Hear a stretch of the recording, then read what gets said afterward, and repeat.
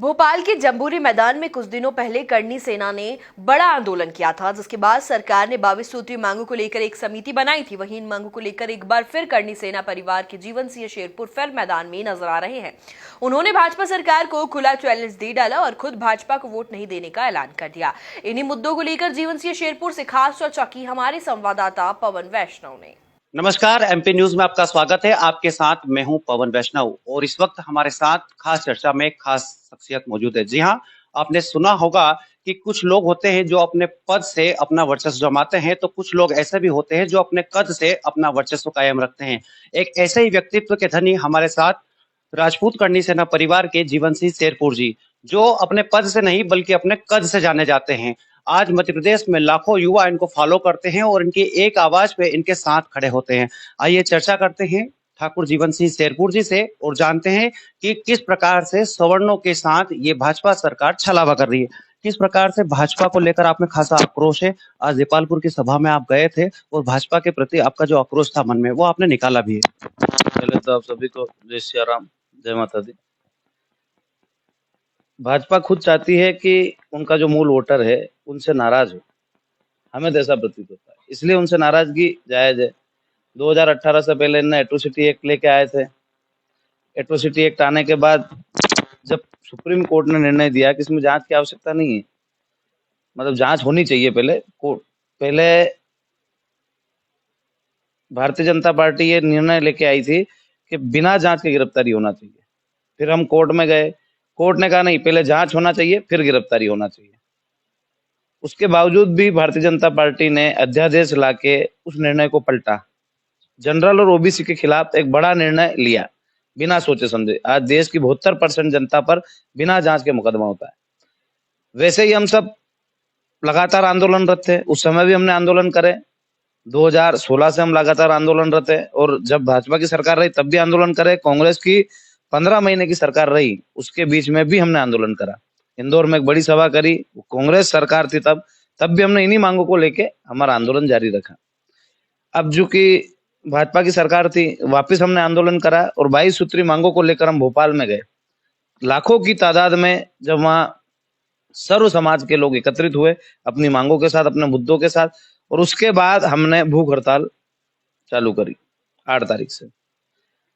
तब 11 तारीख को आकर भारतीय जनता पार्टी के नेता, जो कि हमारे स्वजाति बंधु भी है, अरविंद सिंह जी भदौरिया, वो हमारे पास आए और उन्होंने कहा कि हम 22 की 22 मांगे नहीं मान सकते, आपकी कुछ हमारे बस की नहीं है।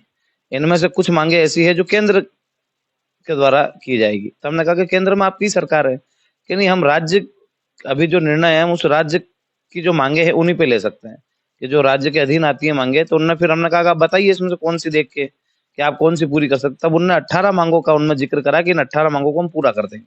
आए, हमारा अनशन तुड़वाया और लिखित में हमको आदेश दिया कि आपको 2 महीने में आपकी 18 मांगे पूरी कर दी जाएगी। मौखिक भी कहा उनने, उनका वीडियो भी है हमारे पास कि 18 मांगों को 2 महीने में पूरा कर दिया जाएगा। तब हमने कहा कि 2 महीने में पूरी होना चाहिए, वरना हम भाजपा सरकार के खिलाफ वोट करेंगे, हम भाजपा का बहिष्कार करेंगे। फिर भी हमने 1 महीने का समय उनको एक्स्ट्रा दिया कि नहीं, 2 महीने में आपसे पूरी नहीं होती है तो 1 महीना हम आपको दे रहे हैं, 3 महीने में भी आप इनको पूरा कर देना। 3 महीने नहीं, 4 महीने पूरे होने आए हैं, पर अभी तक भारतीय जनता पार्टी ने कोई मांग पूरी नहीं करी, नहीं उस पर कोई निर्णय लिया, नहीं उस पर कोई विचार विमर्श किया। जब कमेटी नहीं बनाई, आपने कमेटी बनाई नहीं तो आप उसको पूरा कैसे करोगे, उस पर कोई विचार विमर्श नहीं किया।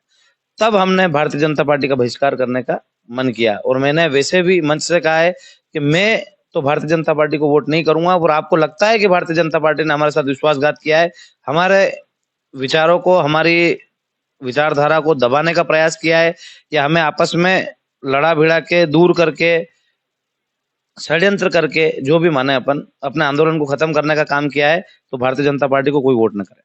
शेरपुर जी, आपने देपालपुर की सभा में कहा कि हम भाजपा को वोट नहीं देंगे, लेकिन कांग्रेस भी खुश ना हो के हम उनको वोट दे देंगे।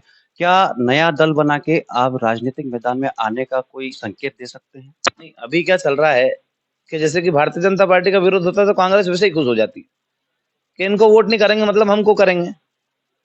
कुछ लोग हैं जो भारतीय जनता पार्टी से ही रिलेटेड हैं, वैसे अधिकतर लोग हमारे साथ भी जुड़े हुए हैं। भारतीय जनता पार्टी से जुड़े हुए लोग हैं, कुछ कांग्रेस से जुड़े हुए भी लोग हैं। हमारे लोगों को छोड़ के बात कर रहा हूँ मैं। कुछ लोग ऐसे होते हैं जो अलग अलग तरीके से एक प्रोपोगंडा चलाते हैं, जैसे कि नोटों का चला दिया बीच में कि नोटों को वोट डालें। हम नोटों को वोट नहीं करेंगे, या तो हमारे प्रत्याशी उतारेंगे, या फिर जो दल राजनीतिक भारतीय जनता पार्टी के अलावा है उनको हमने सबको हमारी मांगे भेज चुके हैं कि आपके मैनिफेस्टो में हमारी जो 18 सूत्री मांगे जो भारतीय जनता पार्टी ने वादा किया था हमसे, यदि वो भी आप पूरा करते हो सरकार में आने के बाद और आप आपके मैनिफेस्टो में लेते हो तो हम आपके साथ आएंगे। आप हमेशा से आर्थिक आधार पर आरक्षण की मांग करते आए हैं, लेकिन सरकार ने केवल एक ईडब्ल्यूएस के नाम पे आर्थिक आधार पर आरक्षण दिया है, जो कि काफी पर्याप्त नहीं है। आगे क्या कदम होंगे इसको लेकर? नहीं, हम तो लगातार यही मांग कर रहे हैं कि आर्थिक आधार पे आरक्षण हो। आर्थिक आधार पे आरक्षण का मतलब ये नहीं है कि किसी एक जाति या एक वर्ग का आरक्षण छीना जाए। हम ये चाहते हैं कि सारे गरीबों को बराबर एक लाइन में रखा जाए, ताकि गरीब कोई भी हो, कोई सी भी जाति का हो, उसको आरक्षण मिले। एसपी, कलेक्टर या नेताओं के बेटे जो आरक्षण का लाभ ले रहे हैं और अपने ही परिवार के, अपने ही स्वजाति बंधुओं का शोषण कर रहे हैं, वो बंद हो जाए, ताकि जो गरीब हो उसको आरक्षण का लाभ मिले। और हम चाहते हैं कि इस आरक्षण की संपूर्ण व्यवस्था आर्थिक हो। आने वाले दिनों में मध्य प्रदेश में विधानसभा के चुनाव है। कांग्रेस भाजपा दोनों ही दल ये चाहते हैं कि सवर्णों को साधें और अपनी सरकार बनाएं। आपने तो स्पष्ट अपना बयान आज दे दिया है। इसके पूर्व भी आपने हमेशा, जब भी भाजपा सरकार ने आप पर कोई आरोप लगाया या आपकी बातें नहीं मानी, तो आपने भाजपा सरकार को कोसा भी है। क्या समीकरण होंगे? कांग्रेस के कई, भाजपा के कई लोग हैं जो कांग्रेस में जा रहे हैं। हाल ही में पूर्व मंत्री दीपक जोशी भी, जो कि पूर्व मुख्यमंत्री के बेटे रहे हैं, वो अब कांग्रेस में चले गए हैं। कितना भाजपा को कितना नुकसान होगा इससे? पुरानी भारतीय जनता पार्टी जैसी थी वैसी रही नहीं है। जिन मुद्दों को लेकर भारतीय जनता पार्टी जनसंघ से भारतीय जनता पार्टी बनी, जिन मुद्दों को लेकर भारतीय जनता पार्टी आई, उन मुद्दों पे अडिग नहीं है। आज कार्यकर्ताओं की कोई पूछ परख नहीं है। आज आम कार्यकर्ता खुद मंथन करे भारतीय जनता पार्टी का कि उसकी पूछ परख है या नहीं है। उसका शोषण ही हो रहा है। कहीं ना कहीं कोई इधर का दल का उधर आ जाता है। आज अब राजनीति की कोई आप कल्पना ही नहीं कर सकते, कल कौन भाजपा में था, कौन कांग्रेस में आ जाएगा, कब कांग्रेस का भाजपा में चला जाएगा। ऐसा तो दौर चल रहा है। हम इन चीजों में इन्वॉल्व होना ही नहीं चाहते, कौन किस में था, कौन कहाँ है, कौन कहाँ जा रहा है, क्योंकि हमारे लिए तो सब एक जैसे ही है। किसी ने हमारा साथ नहीं दिया, किसी ने हमारी मांगों को पूरा नहीं किया। हम चाहते हैं कि जो हमारी मांगों को पूरा करे उसको हम सिरताज पहनाए, उसके हम साथ जाए। तो जो हमारी बात मानेगा, हमने कांग्रेस को भी प्रस्ताव भेजा है, भाजपा को भेजा था, भाजपा पूरी कर नहीं पाई और अपने वादों से भी मुकर गई। अब कांग्रेस को भी भेजा है, यदि कांग्रेस उसके मैनिफेस्टो में लेती है तो हम उसके साथ कंधे से कंधा मिला के लड़ेंगे। यदि नहीं लेती है तो हम अपना दल बना के चुनावी रण में कूदेंगे, अपने लोगों को जिताएंगे भी सही और विधानसभा में भेजेंगे भी सही। मतलब किसी भी तरीके से आपने मन बना लिया है कि किसी भी तरीके से आप जो मांगे मनवाने को हैं वो उनको माननी होगी, अन्यथा परिणाम कुछ और होंगे। हाँ, बिल्कुल। हम सब मिलकर इस लड़ाई को लड़ेंगे, क्योंकि लाखों की संख्या में लोग वहां आए थे और इसी भरोसे से आए थे कि हमारी मांगे को सुना जाएगा, पूरी किया जाएगा। आंदोलन से पूर्व भी बहुत सारे अत्याचार हुए। हमारे बसों के परमिट कैंसिल किए गए, हमारे लोगों को आने जाने में परेशानियां दी गई, जैसे गाड़ियों को चेक करना, उनको इस प्रकार से चेक करना जैसे कि एक आम आदमी नहीं, एक आतंकवादी जा रहा है किसी आंदोलन में सम्मिलित होने, उस प्रकार से प्रताड़नाएं दी गई। जो बसें हमने की थी आने जाने के लिए, उनको परमिट निरस्त कर दिए गए। ग्राउंड में पानी की व्यवस्था तक नहीं करने दी, टेंट नहीं लगाने दिया इनने। इस प्रकार के कई प्रकार के षड्यंत्र किए थे। उससे तो हम गुस्सा थे ही सही, पर हमको राहत वहां मिली कि जब भारतीय जनता पार्टी के जो हमारे मंत्री हैं अरविंद सिंह जी भदौरिया, वो आए और उन्होंने कहा कि हम आपकी बातों को मान रहे हैं, सुन रहे हैं, आप इस आंदोलन को समाप्त करो। हमने एक क्षण भी नहीं सोचा कि हमको आंदोलन समाप्त करना है, क्यों करना है, हमको उसको आगे बढ़ाना चाहिए, इससे हमको वाई मिलेगी। पर हमारा मकसद ये था कि आंदोलन के माध्यम से यदि हमारी 22 में से 18 भी पूरी हो रही है और सरकार पूरी कर रही है तो हम इसको पहले पूरा कराएं।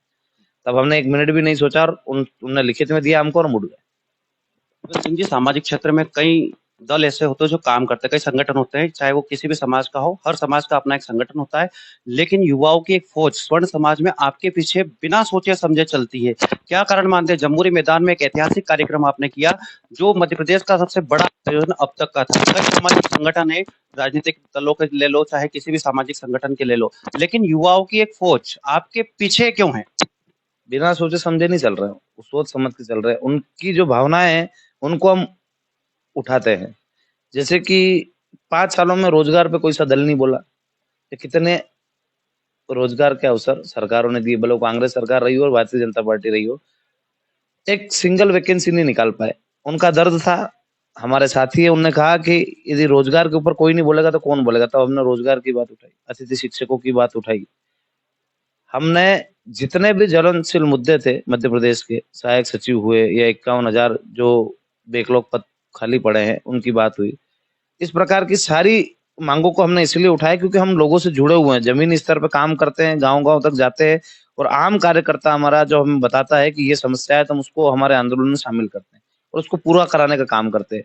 तो एक आम व्यक्ति की जो दिल की आवाज़ होती है, यदि वो हर व्यक्ति तक जाती है, तो कहीं न कहीं सब अपने को ठगा हुआ महसूस कर रहे हैं और इसीलिए सब हमारे साथ आ रहे हैं। आँख बंद करके नहीं चल रहे हैं। वो उनको विश्वास है कि ये लड़ाई हम लड़ रहे हैं और ईमानदारी से लड़ रहे हैं, उसमें विजय भी मिलेगी। ये अंतिम सवाल है मेरा। हर व्यक्ति जब सामाजिक जीवन में आता है तो उसका सपना होता है कि मैं जब भी सामाजिक जीवन में जीऊँ तो एक मेरा वीआईपी कल्चर हो, सामाजिक जीवन हो, सामंजस्यपूर्ण व्यवहार हो। लेकिन आपका व्यवहार सामंजस्यपूर्ण होते हुए आप अपनी जो गाँव की भाषा है उसका प्रयोग मंचों से कर लेते हो। आपको कभी हिचकिचाहट महसूस नहीं होती? नहीं, जिस कल्चर में छोटे से बड़े हुए हैं, गाँव में रहे हैं, अभी भी गाँव में ही रहता हूँ। गाँव के लोगों के बीच में जिस भाषा का उपयोग करते हैं, उसपे तो गर्व महसूस होना चाहिए अपने को कि हाँ, अपन जिस जगह से है, उसकी इज़्ज़त नहीं कर पाएँगे, उस भाषा की इज़्ज़त नहीं कर पाएँगे तो किसकी करेंगे? और वीआईपी कल्चर में हिंदी या इंग्लिश बोलना नहीं होता है कि आप हिंदी बोल रहे हो, इंग्लिश बोल रहे हो तो वीआईपी हो या उसको मेंटेन करने के लिए आप अपने से बड़े लोगों को उनको छोटा महसूस कराओगे। हम राजपूत परिवार में पैदा हुए हैं और हमारे यहाँ बड़ों को भी सम्मान दिया जाता है और छोटों को भी दिया जाता है और कोई कल्चर विशेष नहीं होता है वीआईपी या नॉर्मल, सब बराबर है और हमने हमें हमारे परिवार ने यही सिखाया है कि जो आपसे उम्र में बड़ा है वो बड़ा है और जो आपसे छोटा है वो आपसे छोटा है उम्र में। जाति के हिसाब से या धर्म के हिसाब से कोई छोटा बड़ा नहीं होता। और वीआईपी कल्चर की बात हुई तो ऐसा मैंने कभी महसूस भी नहीं करा और ना कभी मैं आगे मेरे जीवन में ऐसा लाना चाहता हूँ मुझे वीआईपी कल्चर में रहना है। मैं कभी इसको महसूस ही नहीं कर पाया। जी, जो आम करनी सैनिक है, जो ज़मीन से जुड़ा है, उसको क्या संदेश और क्या मैसेज देना चाहेंगे? हम तो यही मैसेज देंगे अपने सभी भाइयों को कि यदि आपको लगता है कि भारतीय जनता पार्टी ने आपके साथ, हमारे साथ और जितने भी वहाँ करनी सैनिक सर्व समाज के आए थे, उनके साथ विश्वासघात हुआ है या आप अपने आप को ठगा हुआ महसूस कर रहे हो कि आपकी बातों को मानकर लिखित में देके आपके आंदोलन को खत्म कर दिया गया और वापस उस आंदोलन को दबाने के लिए कई प्रकार के षड्यंत्र और प्रयास किए जा रहे हैं। तो आपको उसको मुँह तोड़ जवाब देना पड़ेगा। अपनी अंतरात्मा से पूछिएगा एक बार कि क्या हम चुप होके सही कर रहे हैं? क्या हमें आवाज़ नहीं उठाना चाहिए? और यदि आज आपने आवाज़ नहीं उठाई तो मुझे नहीं लगता कि भविष्य में ये इस आवाज़ को कभी भारतीय जनता पार्टी उठने देगी। क्योंकि लोकतंत्र की पूरी तरीके से हत्या कर कर चुकी है भारतीय जनता पार्टी कि यदि आप किसी बात को लेके सरकार के पास जा रहे हो तो वो मान भी रहे हैं और उसको भ्रमित कर रहे हैं वापिस। मानने के बाद भी नहीं मान रहे हैं। तो ये युवाओं को सोचना पड़ेगा, ये बुजुर्गों को सोचना पड़ेगा कि क्या भारतीय जनता पार्टी सही नक्शे कदम पे चल रही है? यदि नहीं चल रही है अपनी पार्टी तो उसको सबक सिखाना पड़ेगा तभी उसको सही रास्ते पे आएगी। उसको सबक सिखाने के लिए इस अंगूठे का प्रयोग करना पड़ेगा और उसके खिलाफ करना पड़ेगा। ये थे राजपूत करनी सेना परिवार के मुखिया जीवन सिंह शेरपुर जी, जो कि खासे आक्रोश में है और जम्बूरी मैदान में जो ऐतिहासिक कार्यक्रम हुआ था और किस प्रकार से सरकार ने आश्वासन देने के नाम पर झूठी घोषणाएं करके ये आश्वासन दिया था कि हम आपकी मांगे मान लेंगे, बावजूद उसके आज तक मांगे पूरी नहीं हुई है और भाजपा सरकार को लेकर खासा आक्रोश है। और आज खुले मन से इन्होंने ये भाषण भी दिया है कि मैं तो भाजपा सरकार को वोट नहीं दूंगा, ना ही देने दूंगा।